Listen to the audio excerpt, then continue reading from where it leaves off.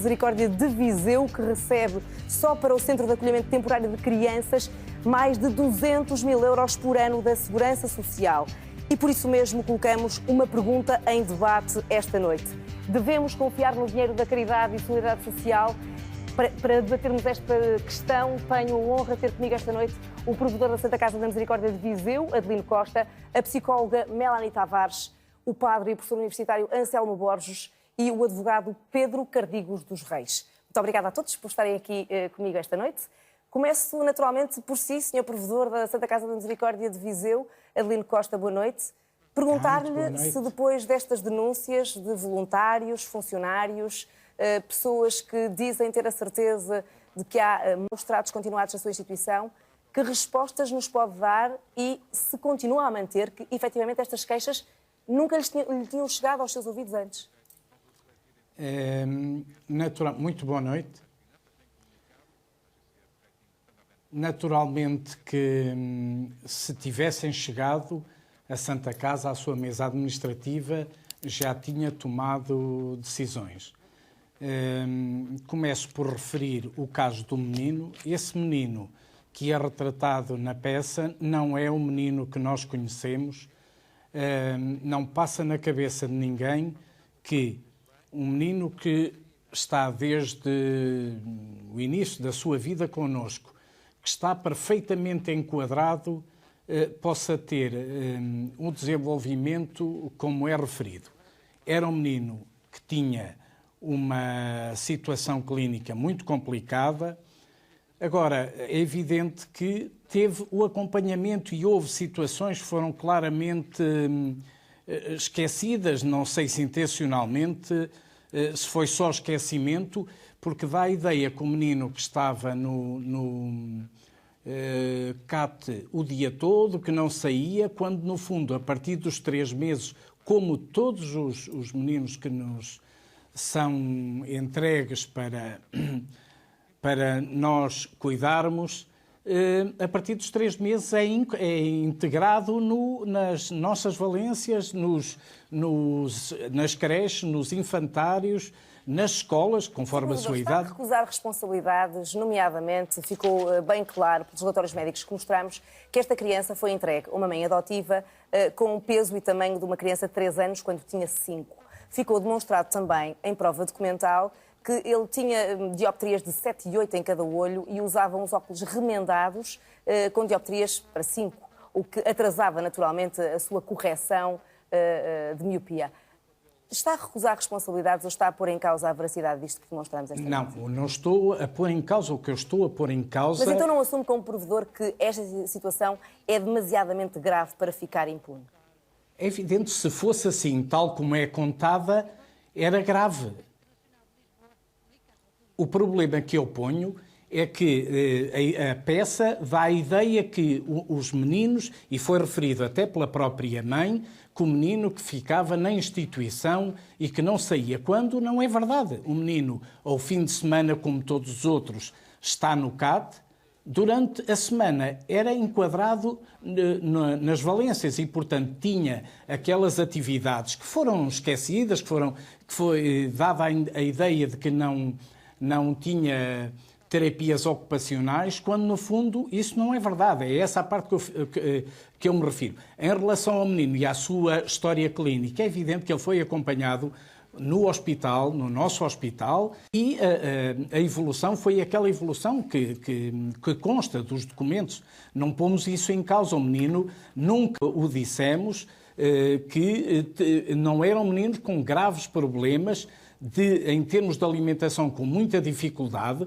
Não foi referido os relatórios das 2 técnicas, que não são nossas, técnicas da Unidade de Saúde, que fazia o acompanhamento na intervenção precoce, em que dizia claramente as dificuldades que o menino tinha na alimentação e a dificuldade que foi na introdução de alimentos sólidos, e é evidente que este menino não teria no seu desenvolvimento uma vida, uma criança que não tem estes problemas. E, portanto, a única coisa que eu digo é isso, é que tinha atividades, tinha tempos, fazia parte da sua atividade ir à PCV, que era uma instituição que especificamente lhe dava apoio, teve acompanhamento por a ACAP e, portanto, essa ideia de que ele estava ali desprezado não é verdade. Em relação aos óculos, é evidente que foi um problema que aconteceu e que nós lamentamos muito. O menino teve os óculos até às 5 dioptrias que a Santa Casa comprou e quando Mas porquê que não lhe comprou outros óculos, Sr. Provedor? Porque e essa é uma falha que a diretora técnica assumiu. Foi A diretora técnica que ainda hoje está em funções. Não era com esta, não era esta diretora técnica que está há menos de um ano, há sensivelmente meio ano, e portanto ainda foi com a anterior. O que aconteceu e que nos foi relatado é que foram ao médico, ao oftalmologista, uma colaboradora, e foi receitado os óculos com as 7 dioptrias e que, como a diretora técnica estava de férias, ficou para fazer, portanto, a requisição natural, fazer a Sr. Provedor, não vou naturalmente refutar o que o senhor está a dizer aqui em direto, com a propriedade que lhe assiste, mas deixe-me dizer-lhe que neste momento está a ser ouvido por funcionários, voluntários, que nos estão a fazer chegar mensagens de que aquilo que o senhor está a dizer neste momento em direto não corresponde à verdade. Queria perguntar-lhe se o senhor se compromete com tudo aquilo que nos está a dizer esta noite. Comprometo, estou-lhe a dizer, pela palavra... Não teme o inquérito que eventualmente vai agora ser aberto no Ministério Público? Nenhum inquérito. É evidente que estou a falar por palavras da diretora técnica. E confia plenamente nela?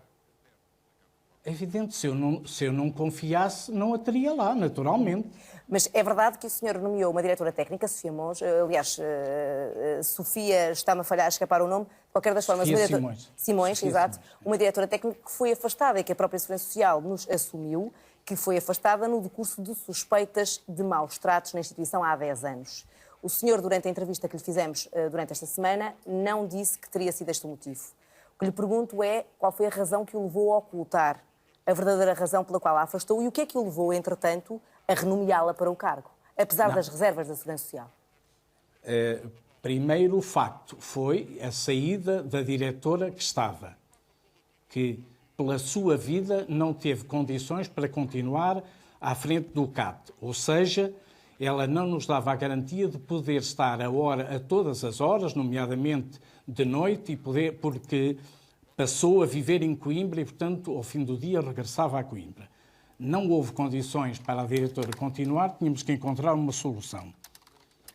O caso da diretora anterior, nós vimos o relatório que foi feito por uma inspetora da Segurança Social que arquivou o relatório sem qualquer penalização. Quer dizer, será que a pessoa ficava...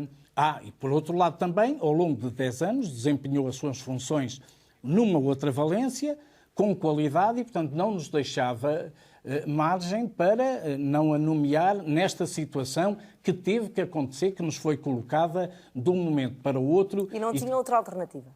É evidente que não, a não ser que tivéssemos que integrar uma nova técnica superior, com os encargos naturais, e uma destas duas depois não faria nada. Quer dizer, como é que o Sr. Provedor ouviu as denúncias chocantes que dão conta de falta de alimentação, falta de produtos de higiene, crianças que comem pão com bolor?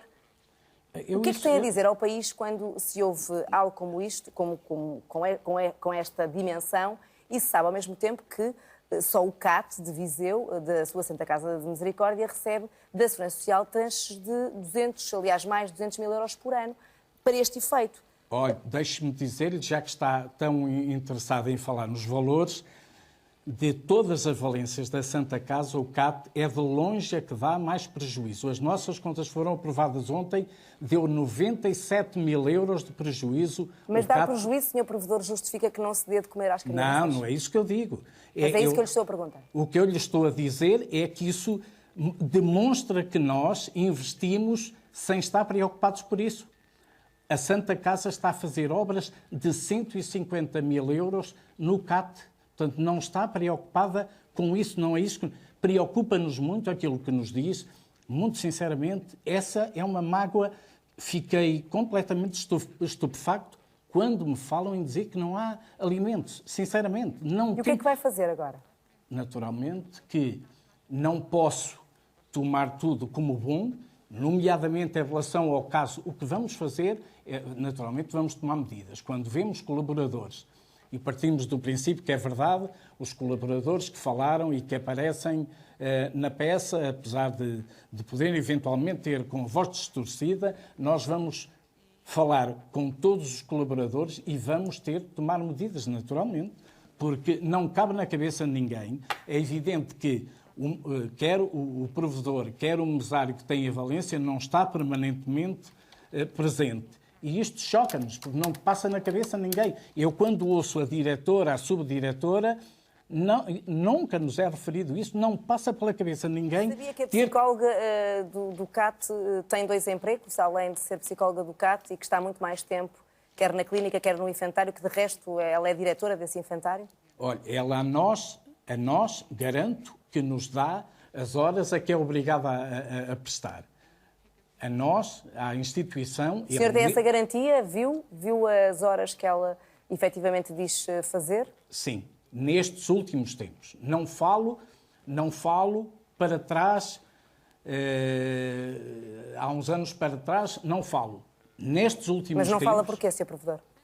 Não falo, porque para já ela esteve 2 anos de baixa e portanto, eu estou como provedor também há 3 anos e, portanto, não posso estar a falar de situações com as quais eu não estou à vontade para o dizer. O que lhe garanto é que ela, a partir esta nova diretora está presente, até porque ela já tem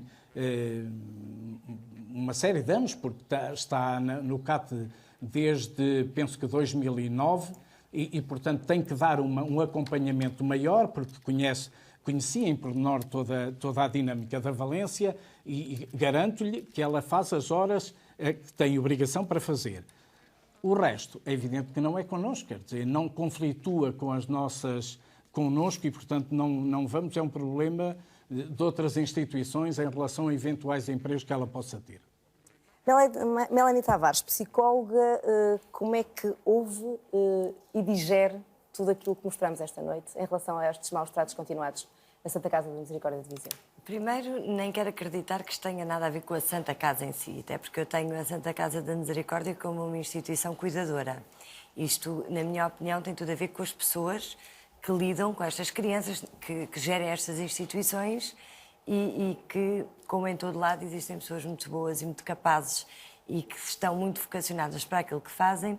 E depois, como em todas as profissões, existem outras que desempenham funções por si só, não por vocação e por amor àquilo que fazem. Portanto, depois também existem as pessoas que são melhores pessoas e as que são menos boas pessoas e que são capazes de infligir maus tratos a crianças. Portanto, e penso que é mais ou menos por aí que nós devemos seguir.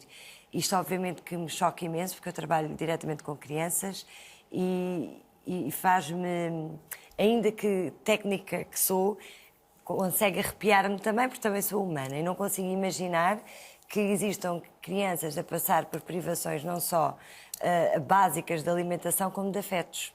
Porque quando... Mas sabe que existem?